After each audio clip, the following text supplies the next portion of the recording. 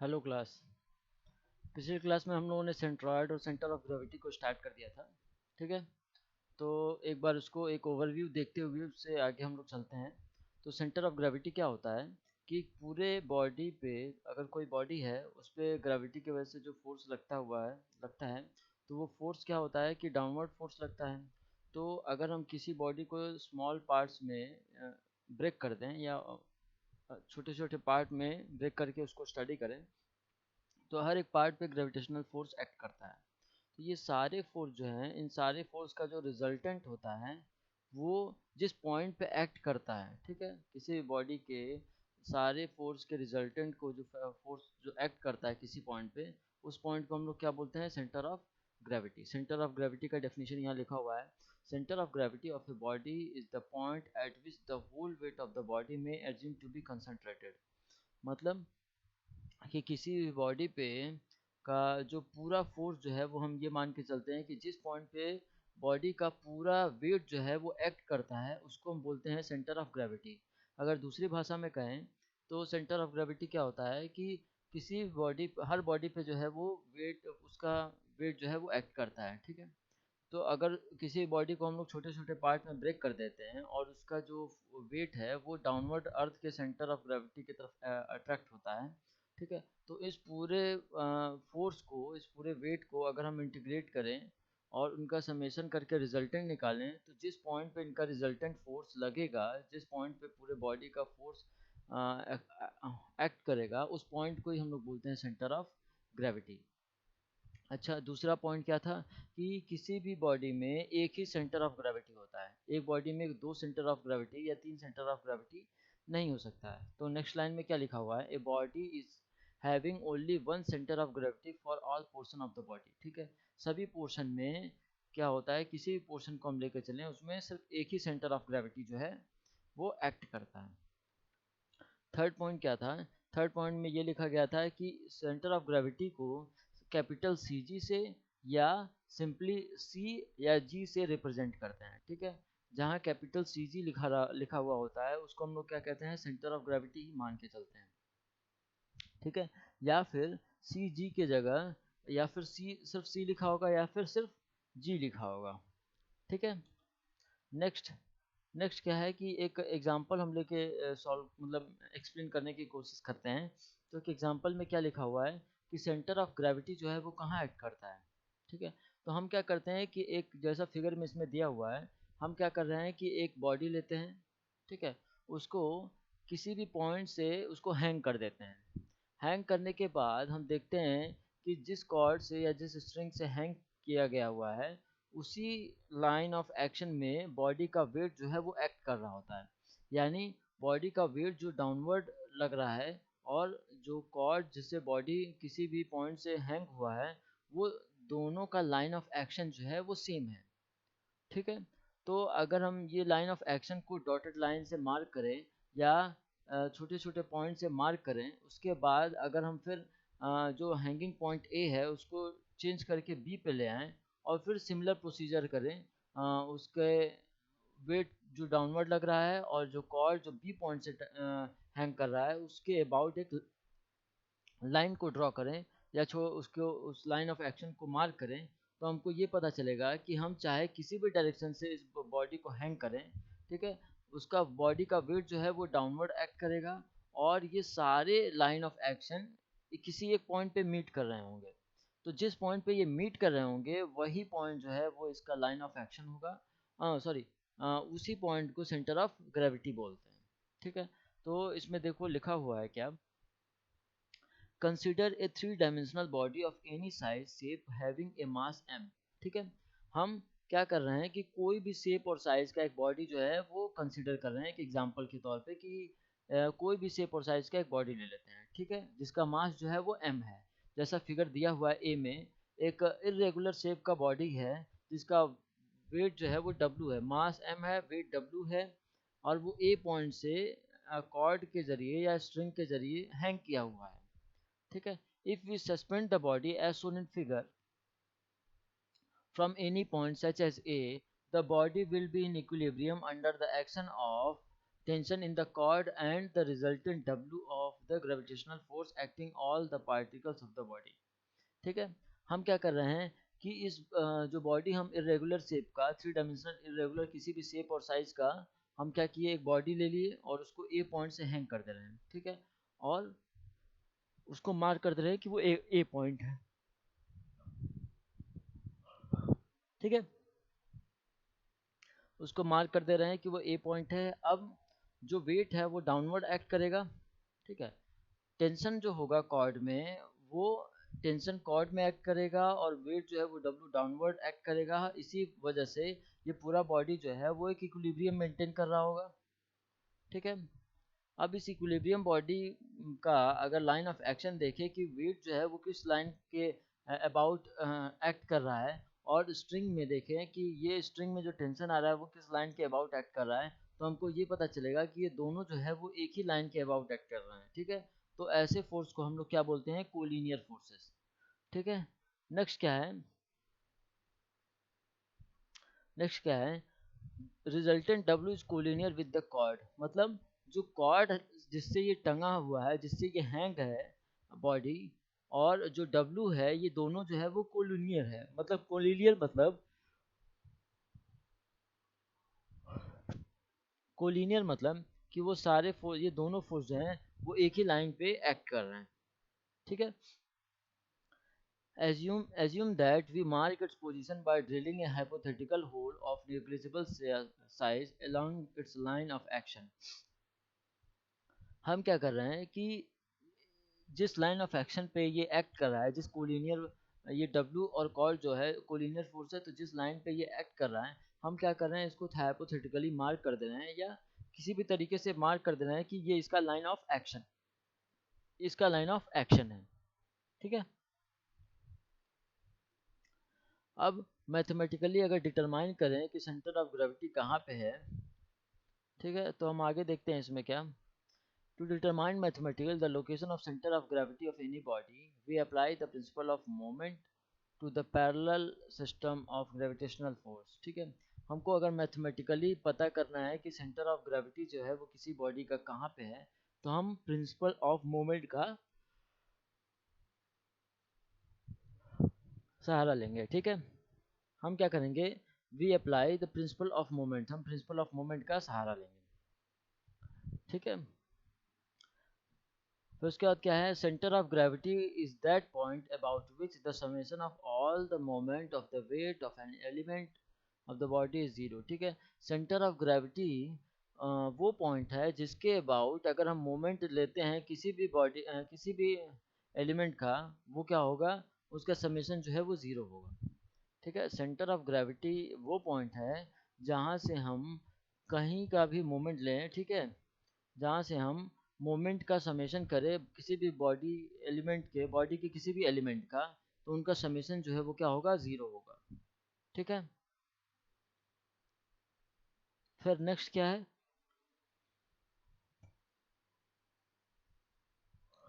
Centre of gravity. अच्छा, centre of gravity अगर पता करने के लिए हम क्या कर रहे हैं कि सबसे पहले कॉर्ड को ए पॉइंट पे है, एक पॉइंट से हैंग किया गया था, अब हम उसको चेंज करके बी पॉइंट से कर रहे हैं।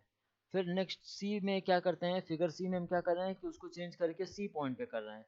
तो हमको पता क्या चल रहा है कि हम जो लाइन ऑफ एक्शन मार्क कर रहे हैं बॉडी के ऊपर, ये किसी एक पॉइंट पे मीट कर रहा है। तो जिस पॉइंट पे ये मीट कर रहा है वही है क्या, सेंटर ऑफ ग्रेविटी। ठीक है, we repeat the experiment by suspending the body from other points such as B and C, and in each instant we mark the line of action of the resultant force। ठीक है, same चीज कहा गया है कि हम क्या कर रहे हैं कि पहले ए पॉइंट से कॉर्ड को हैंग किया गया था बॉडी को।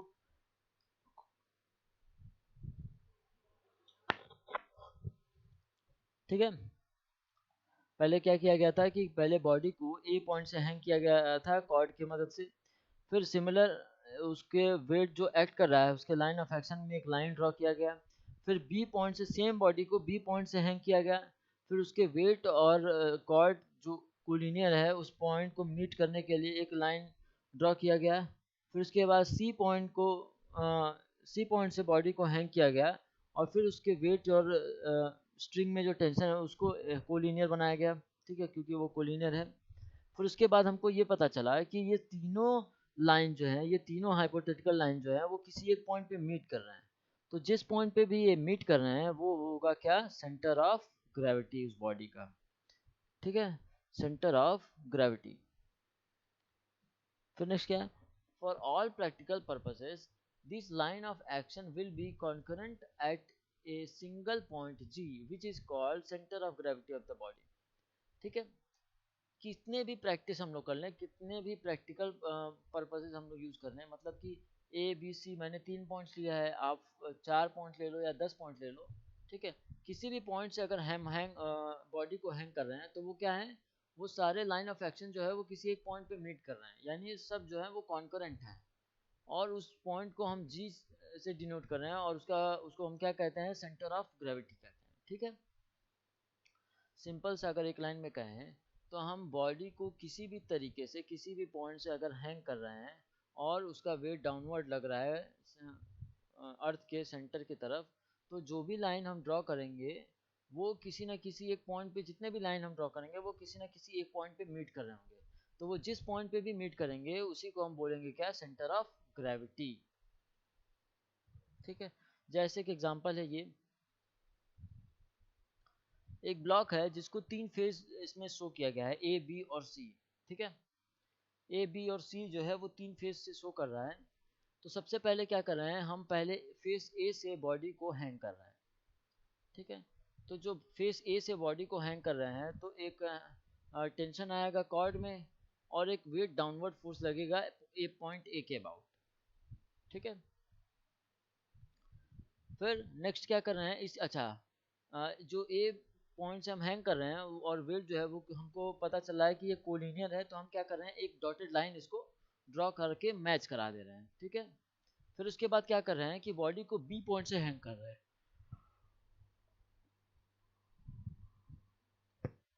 ठीक है। बॉडी को बी पॉइंट से हैंग कर रहे हैं। जब बी पॉइंट से हैंग कर रहे हैं तो वेट डाउनवर्ड लग रहा है और बी में जो है वो स्ट्रिंग में या कॉर्ड में टेंशन आ रहा है। तो जब हम इसके लाइन को मैच कराएंगे, डॉटेड लाइन से इसको मैच कराएंगे तो हमको पता चलेगा कि लाइन ए ए और लाइन बी बी, ये दोनों जो है, ये लाइन ए से ए तक और बी से बी तक, ये दोनों लाइन जो है वो इस पॉइंट जी पॉइंट पे मीट कर रहे हैं, ठीक है। सिमिलरली हम क्या कर रहे हैं, सी फेस से भी हम बॉडी को हैंग कर रहे हैं। तो जब बॉडी को हैंग कर रहे हैं तो हमको क्या पता चल रहा है कि वेट और सी जो है वो एक कोलिनियर है और ये कोलिनियर लाइन जो है, ये कोलिनियर फोर्स जो है वो ए लाइन को और बी लाइन को जी पॉइंट पे मीट कर रहा है। तो ये जो जी पॉइंट है यहाँ पे तीनों कोलिनियर फोर्सेस जो हैं, ये तीनों लाइन जो है वो मीट कर रहे हैं। तो इस जी पॉइंट को ही हम क्या कहेंगे, सेंटर ऑफ ग्रेविटी। समझ में आया?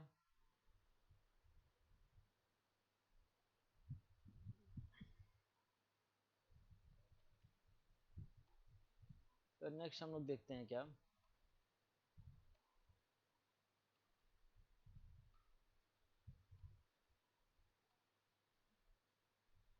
ठीक है।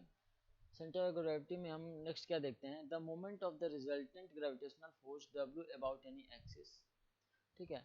अब रिजल्टेंट फोर्स W को अगर किसी एक्सिस से हम उसका मोमेंट निकाल रहे हैं तो वो उसके एल्जेब्रिक सम के बराबर होगा, किसके, अगर हम उसी बॉडी को स्मॉल पार्ट्स में अलग अलग कंसिडर कर रहे हैं तो उनका जो रिजल्टेंट आएगा उस पॉइंट से किसी एक सेम एक्सिस से उस बॉडी का जो रिजल्टेंट आएगा मोमेंट वो सेम होगा। मतलब कि किसी भी बॉडी का अगर किसी एक्सिस से हम मोमेंट निकाल रहे हैं वो बराबर होगा, समेशन करें अगर उसी बॉडी को हम छोटे छोटे पार्ट में डिवाइड कर लें और सेम एक्सिस से उन छोटे छोटे पार्ट्स का अगर मोमेंट हम निकालें तो उन सारे मोमेंट का जो रिजल्टेंट होगा, उन सारे मोमेंट का जो समेशन होगा वो बराबर होगा W इंटू होल बॉडी और उसके मोमेंट के, ठीक है, रिजल्टेंट के मोमेंट के बराबर होगा, ठीक है। हम यहाँ पे अप्लाई करते हैं क्या, वेरिग्नन थ्योरम। वेरिग्नन थ्योरम क्या कहता है कि moment of the resultant about Y axis, मतलब वेरिग्नन थ्योरम ये करता है कि force into perpendicular distance. Same अगर ये कहें तो किसी पॉइंट से अगर हमको मोमेंट चाहिए तो हम क्या करते हैं कि इस पॉइंट से उस वेट का परपेंडिकुलर डिस्टेंस लेते हैं और उस वेट को उस परपेंडिकुलर डिस्टेंस से मल्टीप्लाई करते हैं, ठीक है। तो ये हमको मोमेंट बताता है, ठीक है। तो हम क्या कर रहे हैं, the moment of resultant about Y axis के अबाउट अगर हम मोमेंट निकालना चाह रहे हैं तो उसका परपेंडिकुलर डिस्टेंस जो होगा वो एक्स बार होगा, X bar into W, W जो है वो वेट होगा, ये होगा बराबर sum of moment of its component about Y axis. तो हम क्या करें कि ये बराबर होगा कि अगर उसी बॉडी को हम छोटे छोटे पीसेस में कन्वर्ट कर दें और फिर उसका मोमेंट लें, तो डी डब्ल्यू जो होगा, अब उसी एक्सिस से डी डब्ल्यू का मोमेंट जब निकालेंगे तो क्या होगा, इन सबका इंटीग्रेशन, सारे वेट का अगर इंटीग्रेशन करें तो ये सेम होगा जो एक्स बार इंटू डब्ल्यू के बराबर होगा, ठीक है। जो रिजल्टेंट हमको यहाँ से मिलेगा वो integration of x into D W, इसका इंटीग्रेशन करें पूरे बॉडी के लिए तो जो रिजल्ट हमको मिलेगा वो एक्स बार इंटू डब्ल्यू के, कैपिटल डब्ल्यू के बराबर होगा, जहाँ पे डब्ल्यू जो है वो बॉडी का मास है, जहाँ पे डब्ल्यू जो है वो बॉडी का मास है, ठीक है। अब इसी को एक्सप्रेशन फॉर्म में लिखा गया है। हम क्या कर रहे हैं कि जो W into W dot X bar था, हम क्या कर रहे हैं W को नीचे ले आके मल्टीप्लाई कर दे रहे हैं, तो इक्वेशन क्या बन जा रहा है, X bar equals to integration of X dot D W divided by capital W. हम क्या कर रहे हैं, इस फिगर में देखें तो ये पूरे बॉडी का वेट जो है वो W है, ठीक है। और इस पूरे बॉडी का जो वेट है वो अगर हम वाई एक्सिस से देख रहे हैं तो इस बॉडी का जो सेंटर ऑफ ग्रेविटी जो है वो वाई एक्सिस से एक्स बार के डिस्टेंस पे है, तो मोमेंट क्या होगा एक्स बार इंटू डब्ल्यू। लेकिन अगर उसी बॉडी को हम छोटे छोटे पार्ट में कन्वर्ट करके देख रहे हैं तो हम क्या करेंगे, डी डब्ल्यू, इस छोटे पार्ट को हम कंसिडर कर रहे हैं तो डी डब्ल्यू और इस वाई एक्सिस से इसका डिस्टेंस होगा एक्स, इस वाई एक्सिस से, इस वाई एक्सिस पॉइंट का वाई एक्सिस से इस पॉइंट का परपेंडिकुलर डिस्टेंस होगा x, तो x डॉट डी डब्ल्यू अगर इसको पूरे बॉडी के लिए इंटीग्रेट कर दें तो हमको x बार मिल जाएगा, ठीक है। सिमिलरली हम y और z coordinate of the centre of gravity भी पता कर सकते हैं। कैसे, अब हम क्या करें, अगर y बार को हमको पता करना है तो हम x एक्सिस को पॉइंट मान लें, एक्स एक्सिस को जो है रेफरेंस मान लें, एक्स एक्सिस के अबाउट निकालें तो क्या होगा वाई, अच्छा ये कैपिटल डब्ल्यू के पूरे बॉडी के लिए क्या होगा, W into Y bar, W into Y bar equals to क्या होगा, integration of X dot D W. अगर हम इस छोटे से पार्ट के लिए लिख रहे हैं तो इंटीग्रेशन होगा क्या, इस छोटे से पार्ट के लिए लिख रहे हैं तो क्या होगा डी डब्ल्यू इंटू वाई।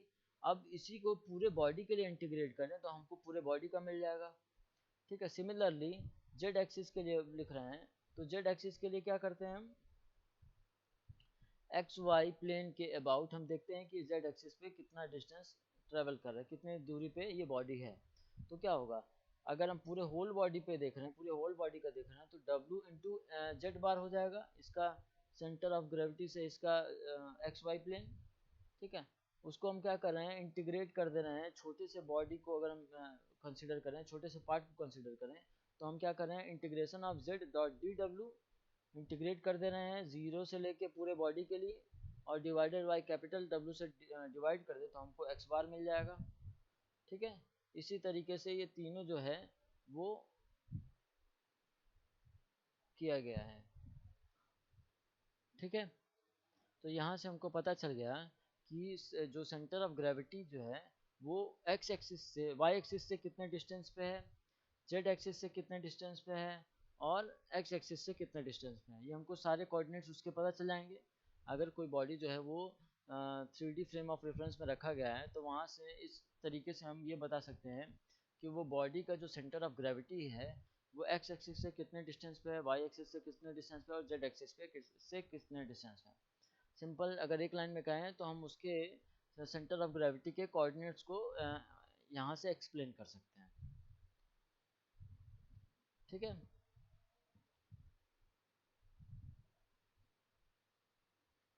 ठीक है, अब सेंटर ऑफ ग्रेविटी को इसने इस तरीके से जो इक्वेशन वन यहाँ पे मेरा आया है उसी को इक्वेशन वन यहाँ लिख दें। अब हम इसको क्या कर रहे हैं कि इसको कन्वर्ट कर रहे हैं हम डब्ल्यू को, क्योंकि वेट जो है वो मल्टीप्लिकेशन होता है मास इंटू ग्रेविटी का एम इंटू जी का।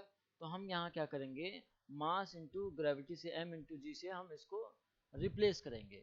जहाँ पे कैपिटल W है वहाँ हम लिख देंगे m स्मॉल m इंटू जी, और जहाँ DW है स्मॉलर पार्ट है वहाँ लिखेंगे dm डॉट g, मतलब ग्रेविटी इंटू dm, उस छोटे से पार्ट का मास। ठीक है, अगर हम इसमें देखें तो इसमें हम क्या कर रहे हैं कि DW छोटे से पार्ट का को कंसिडर कर रहे हैं, तो इसका अगर हम m इंटू जी के फॉर्म में लिखें तो क्या लिखेंगे, ग्रेविटेशनल फोर्स जो डाउनवर्ड एक्ट करेगा g, और इस छोटे से बॉडी का मास dm। ठीक है, सेम चीज़ यहाँ लिखा गया है। ठीक है, अब जब हम इसको रिप्लेस कर दे रहे हैं तो हमको पता है कि ऊपर जो है, अच्छा जी जो है वो दोनों सब पार्टिकल के लिए या किसी भी पोर्शन के लिए कांस्टेंट है। ठीक है, तो जब कांस्टेंट है तो हम जी ऊपर और नीचे दोनों जगह मल्टीप्लाई कर रहे हैं तो वो जी कैंसिल आउट हो जाएगा। ठीक है, क्यों, क्योंकि जो है जी जो है वो ऊपर भी मल्टीप्लाई हो रहा है, डी डब्ल्यू में भी हम रखेंगे तो जी इंटू डी एम हो जाएगा, और नीचे डब्ल्यू में भी अगर रखेंगे तो एम इंटू जी हो जाएगा। तो जी जो है ग्रेविटेशनल फोर्स जो है वो कैंसिल आउट हो जाएगा। तो हमको इक्वेशन क्या मिलेगा, X bar equal to integration of X dot D M upon M, और y bar equals to integration of y dot D M upon M, और z bar equals to integration of z dot D M upon M. ये हमको equation यहाँ से मिलेगा। ठीक है, अब हमको पता है अगर हम ये मान के चलें कि बॉडी का अगर डेंसिटी सेम है, मतलब जो बॉडी हम कंसिडर कर रहे हैं उसका डेंसिटी जो है वो हर जगह सेम है, तब जो रो से अगर, ठीक है आगे हम लोग एक्सप्लेन करते हैं, अगर रो से डिवाइड करेंगे तो उसका कोई मतलब नहीं होगा, लेकिन अगर बॉडी का जो है वो यूनिफॉर्म डेंसिटी नहीं है तो फिर हमको थोड़ा सा इक्वेशन को लिखना पड़ेगा। ठीक है, ठीक है, तो यहाँ देखते हैं the density rho of a body is mass per unit volume. ठीक है, किसी भी बॉडी का डेंसिटी क्या होता है, मास अपॉन वॉल्यूम होता है, तो उसको हम लोग लिखते हैं मास पर यूनिट वॉल्यूम। ठीक है, thus the mass of a differential element of volume dv becomes m equals to rho into dv। यहाँ पे हम लिख सकते हैं मास डेंसिटी इक्वल टू होता है मास अपॉन वॉल्यूम, तो हम क्या मास के लिए लिख सकते हैं डेंसिटी इंटू वॉल्यूम। तो अगर हम छोटे से वॉल्यूम को कंसिडर कर रहे हैं जिसका मास dm है और वॉल्यूम dv है, तो उसका dm इक्वल्स टू क्या हो जाएगा, रो इंटू dv यहाँ से। ठीक है, हमको पता क्या है कि density equal to mass upon volume है, तो density equal to mass upon volume, और हम dm अगर लिखें एक्सप्रेशन में तो dm इक्वल टू हो जाएगा rho into dv, density into volume. ठीक है, अब if rho is not constant throughout the body then we may write the expression as. ठीक है, अगर डेंसिटी अगर कांस्टेंट है हर जगह तब तो हम ये ऊपर लिख सकते हैं। ठीक है, और वो कैंसिल आउट भी हो जाएगा, लेकिन अगर डेंसिटी जो है वो पूरे बॉडी में थ्रू आउट नहीं है तो एक्सप्रेशन क्या आएगा, X bar equals to integration integration of X dot rho dot D V. अब हम क्या कर रहे हैं, इक्वेशन 2 में क्या था, डी एम था, तो हम डी एम को रिप्लेस कर दे रहे हैं किससे, यहाँ पे d m equal to rho into v था, d m equal to rho into d v था, और हम क्या कर दे रहे हैं इसी इक्वेशन 2 में dm की जगह रो इंटू dv से रिप्लेस कर रहे हैं। ठीक है, तो हम जब रो इंटू dv से रिप्लेस करेंगे तो हमको इक्वेशन क्या मिलेगा, x bar equals to integration of x dot rho dot D upon integration of rho dot D. ठीक है, यहाँ पे क्या होना चाहिए था, x डॉट dm होना चाहिए था, और यहाँ पे नीचे m होना चाहिए था, लेकिन हमको क्वेश्चन मतलब इक्वेशन में क्या लिखा हुआ है कि अगर जो है वो डेंसिटी जो है वो थ्रू आउट जो है वो यूनिफॉर्म नहीं है, तब हमको इंटीग्रेट करना पड़ेगा मास को भी। ठीक है, तो अब y बार इक्वल्स टू क्या हो जाएगा, integration of y dot rho dot D V upon integration of rho dot D V, और z बार इक्वल्स टू क्या हो जाएगा, integration of z dot rho dot D V upon integration of rho dot D V. ठीक है,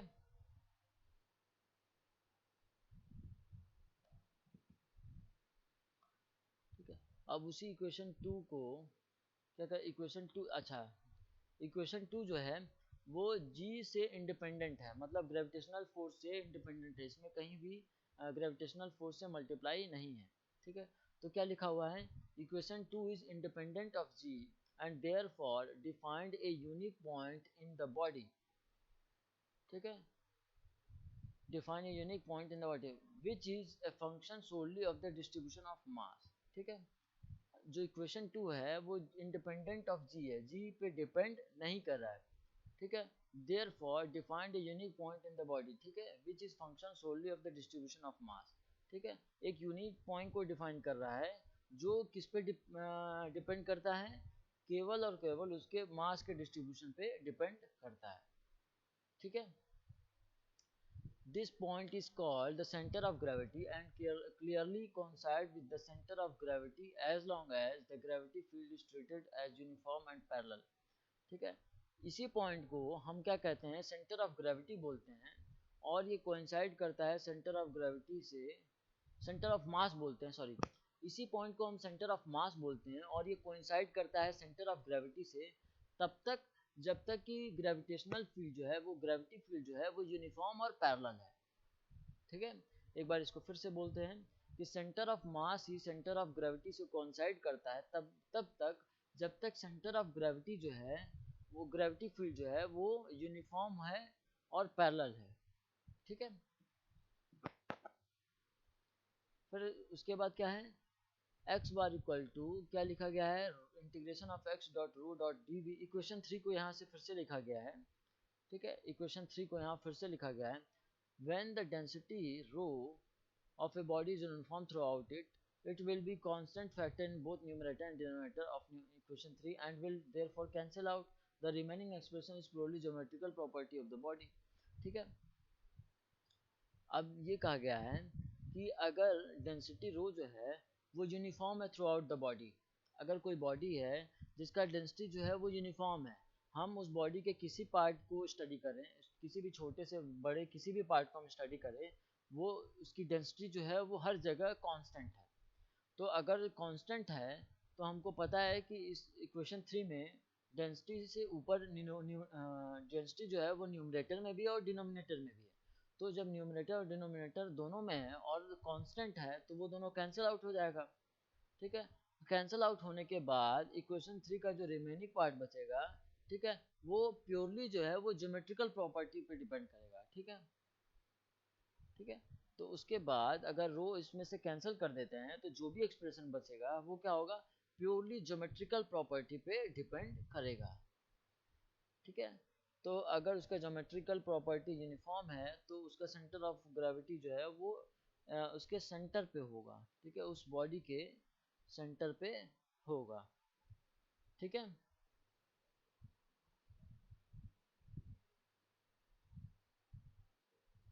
ठीक है, तो ये क्या होगा कि अगर हम डेंसिटी, अगर पूरे बॉडी में जो डेंसिटी जो थ्रू आउट जो है वो कांस्टेंट है, तो हमको इक्वेशन 3 में दिख रहा है कि रो जो है वो न्यूमरेटर और डिनोमिनेटर दोनों में ही है. तो जब डेंसिटी कांस्टेंट है तो ये कैंसिल आउट हो जाएगा और जो रिमेनिंग पार्ट बचेगा इक्वेशन 3 का वो प्योरली डिपेंड करेगा ज्योमेट्रिकल प्रॉपर्टी पे. ठीक है, वो पूरी तरीके से ज्योमेट्रिकल प्रॉपर्टी को डिफाइन करेगा बॉडी का. ठीक है, फिर उसके बाद क्या है, when speaking of an actual physical body we use the term centre of mass. The term centroid is used when the calculation concern a geometrical shape only. ठीक है, अगर हम बात करें एक फिजिकल, एक्चुअल फिजिकल बॉडी, तो हम क्या कहते हैं, टर्म यूज करते हैं सेंटर ऑफ मास. ठीक है, हम नॉर्मली अगर किसी फिजिकल बॉडी को स्टडी करते हैं तो हम उसको क्या बोलते हैं, सेंटर ऑफ मास. लेकिन the term centroid is use when the calculation concern a geometrical shape only. ठीक है, लेकिन अगर हम किसी भी बॉडी को के कैलकुलेशन को, अगर हम उसके ज्योमेट्रिकल शेप को कंसिडर करते हैं, ठीक है, अगर हम उसके ज्योमेट्रिकल शेप को सिर्फ कैलकुलेशन में कंसर्न में लेते हैं तो उस पॉइंट को हम क्या बोलते हैं, centroid. Calculation of centroids fall within three distinct categories depending on whether we can model the shape of the body involved as line और area और volume. ठीक है, तो अब देखो इसमें क्या होता है कि जो सेंट्रॉइड होता है वो प्योरली जो है वो उसकी ज्योमेट्रिकल शेप पे डिपेंड करता है और उसी हिसाब से हम उसका कैलकुलेशन करते हैं. ठीक है, लेकिन अब सेंट्रॉइड जो है वो तीन डिफरेंट कैटेगरी में आता है. ठीक है, whether we can model the shape of the body involve. ठीक है, वो अगर किसी क्लाइंट को स्टडी करते हैं या एरिया को स्टडी करते हैं या वॉल्यूम को स्टडी करते हैं, वो इन्हीं कैटेगरी में आता है, ठीक है। The centroid C of a line segment, ठीक है। अगर किसी लाइन में, अगर कोई किसी लाइन में, किसी लाइन का, किसी एक वन डायमेंशनल लाइन का अगर हमको सेंट्रॉयड पता करना हो तो हम किस तरीके से पता करते हैं, इसको हम अगली क्लास में डिस्कस करेंगे, ठीक है। लाइन का, एरिया का और वॉल्यूम का हम अगली क्लास में सेंट्रॉयड वाला पार्ट डिस्कस करेंगे। तो अभी इस क्लास में इतना ही, ठीक है। नेक्स्ट क्लास में हम लोग इसके आगे डिस्कस किया जाएगा, ठीक है। तो अभी इस क्लास में इतना ही। Thank you.